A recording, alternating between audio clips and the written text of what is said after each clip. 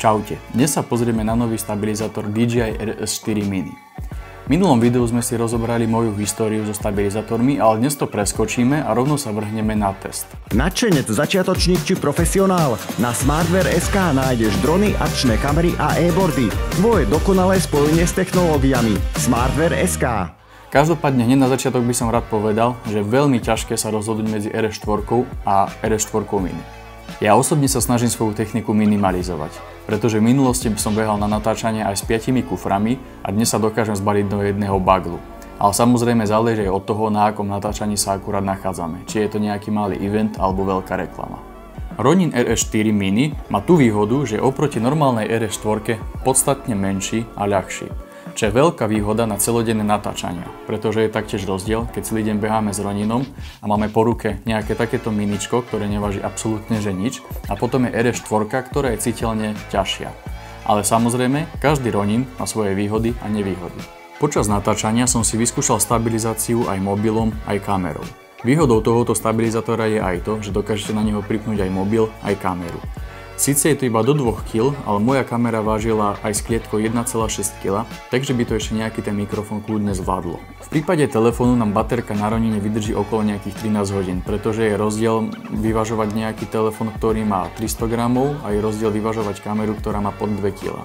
Moje namerané hodnoty v teste boli zhruba také, že nejakých 10% baterky som potreboval na 1 hodinu natáčania s kamerou.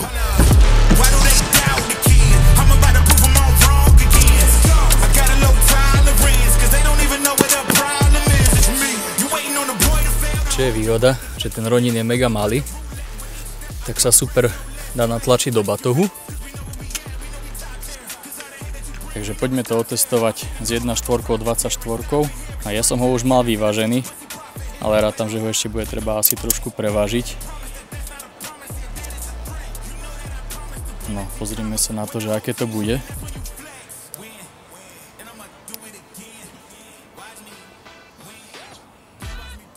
Na strany nám nepadá, to je v pohode. Táto os, super. Takže máme ho celkom fajn vyvážený. Nie je to úplne topka, ale môže byť. Tak si ho zapneme. Máme akože dosť silné protisvetlo, takže tie zábery nebudú úplne také, ako by som chcel. Ale tak uvidíme, čo z toho vytlačíme. Čo sa týka váhy, tak to je akože dosť ľahké. Tým, že je taký maličký, tak je to úplne že mega do ruky. No dobre, tak poďme si skúsiť spraviť nejaké prvé zábery s ním. Teraz mám klasický mod PTF, čiže kamera sa mi hýbe dohora, dodola, doľava, doprava, takže kamera beží a ideme točiť. To vyzerá celkom fajn, síce to vidím na tej malej obrazovke, ale povedal by som, že je to celkom super. Prejdeme na druhú stranu dozadu. Teraz budem robiť iba také obyčajné zábery. Nech si vyskúšame, že ako nám to vlastne stabilizuje. Teraz poďme zase naspäť. Forda mám na zimákoch, takže vyzerá tak, ako vyzerá. V lete si možno spravíme zase iné video. Dobre, kameru nechám pustenú. Prejdeme si na opačnú stranu, teraz dajme trošku zase protisvetlo pre zmenu. Stále si nechám ten istý režim. A poďme jazdičku.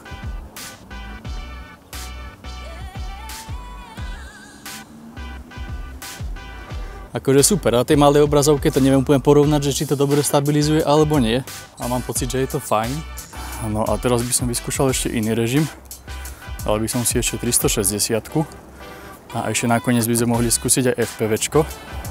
Ináč, kým sa mi ho podarilo vystabilizovať, mám tú ťažkú kameru, aby mi dokázal robiť aj 360, tak akože to mi chvíľu trvalo. Dobre, teraz môžeme ísť trošku naspäť.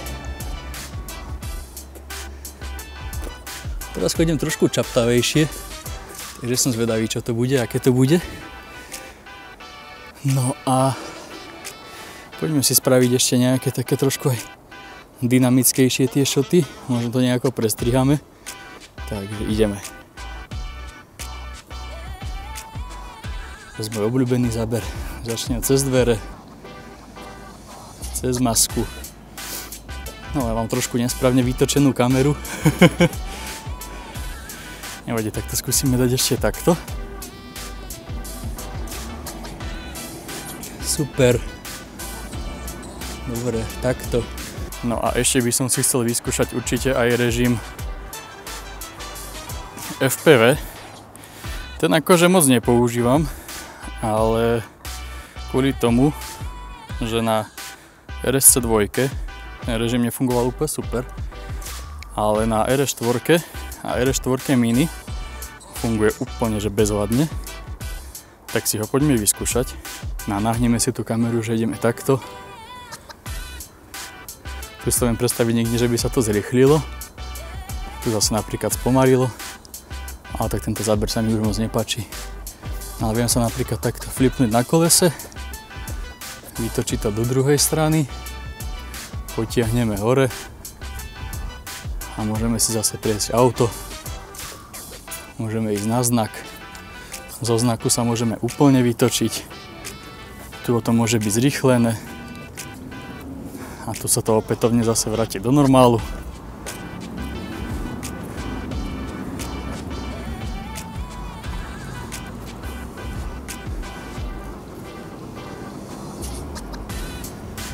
No, robí sa s tým akože perfektne. Je to veľmi intuitívne.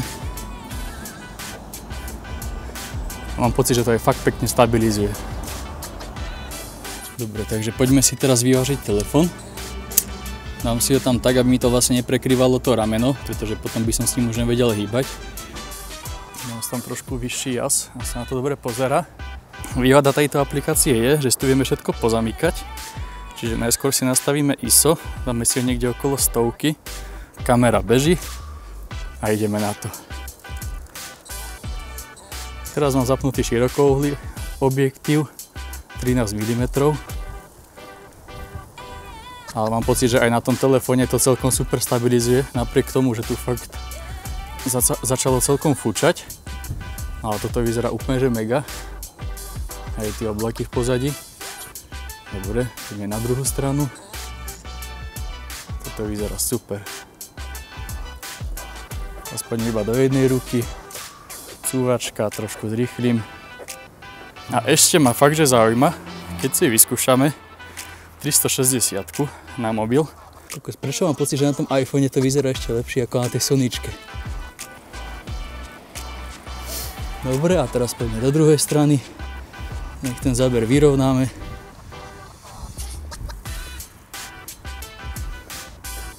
Ešte stále si zopakujem, že mi to začalo celkom páčiť. To vyzerá super. A do opačnej strany. Poďme si skúsiť ešte FPVčko. Začneme že trošku z uhla. Môžeme ísť opätovne že na prednú masku. Na nej sa zvrtneme. Záber na kaluš. A potiahneme hore.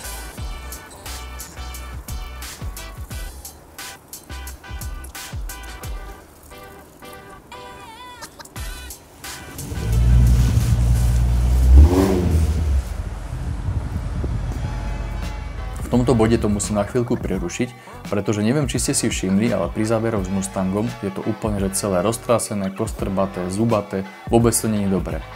Ja som si myslel tam na tom displeji, keď som to videl, že to vyzerá celkom fajn, ale keď som to natiahol doma do postprodukcie, tak som zistil, že je to proste úplne zlé. A celkom ma to zaujímalo, že vlastne kde mohla nastať chyba, že prečo je to vlastne také, aké to bolo. Keď som potom točil s iPhoneom a bolo to všetko úplne krásne, čisté, plynulé, hladké, že nebolo tomu absolútne nič.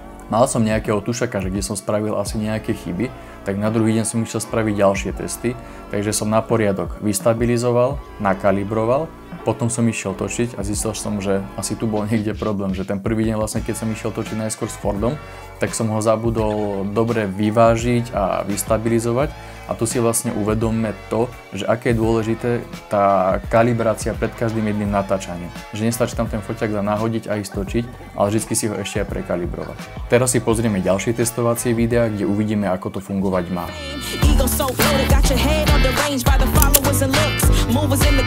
No dobre, tak som zvedavý, ako bude fungovať miničko oproti RS4 klasickej, pretože RS4 vedela krásne kopírovať pohyb človeka, že vedela to odpustiť všetky chyby, všetky nerovnosti. tak som zvedavý, či aj miničko mi dokáže odpúšťať nejaké takéto moje chyby. S to, Sofie, môžeme vyskúšať na tebe. Tak môžeš najskôr predo mnou kráčať. Dobre, kamera beží. Teraz ťa skúsim trošku dobehnúť.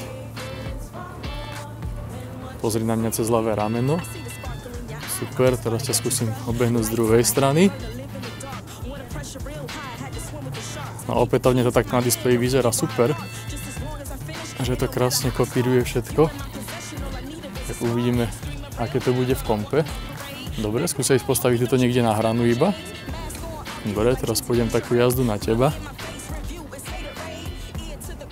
A povedal by som, že je to celkom fajn.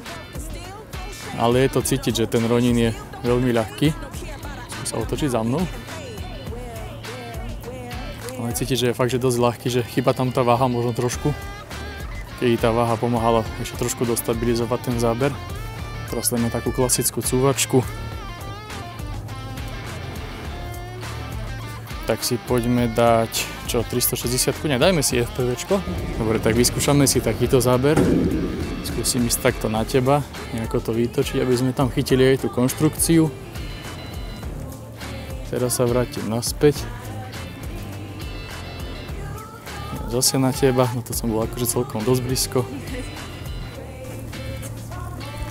A ideme naspäť hore. Dobre, takže teraz si poďme znova vyskúšať iPhone, že aké to bude. Dobre, takže idem jazdičku na teba. Toto vidím ale na tom displeji, že to vyzerá úplne že bezvadne. Teraz sa takto trošku obídem. A idem zase na spiatočku dozadu. Dobre, no a toto je širokač. Na širokači nám je jasné, že to vyzerá vždycky super. Skúsim to ešte raz prebehnúť. Ale tak je to taký dôkaz, že sa dá točiť aj na iPhone. Dobre, tak teraz si ten istý záber vyskúšajme. Ale na 24 mm, že ako to bude stabilizovať. A podľa mňa to vyzerá úplne mega. No a ešte si môžeme zo srandy skúsiť aj to FPVčko. Takže začneme z nejakého takéhoto záberu.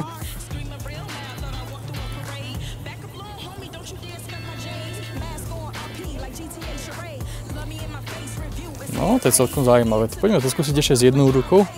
Dáme do toho ešte trošku viacej kreativity. Skúsime takto. Ideme na teba. A zase to zvrtnem naspäť. Skúsime ešte takto.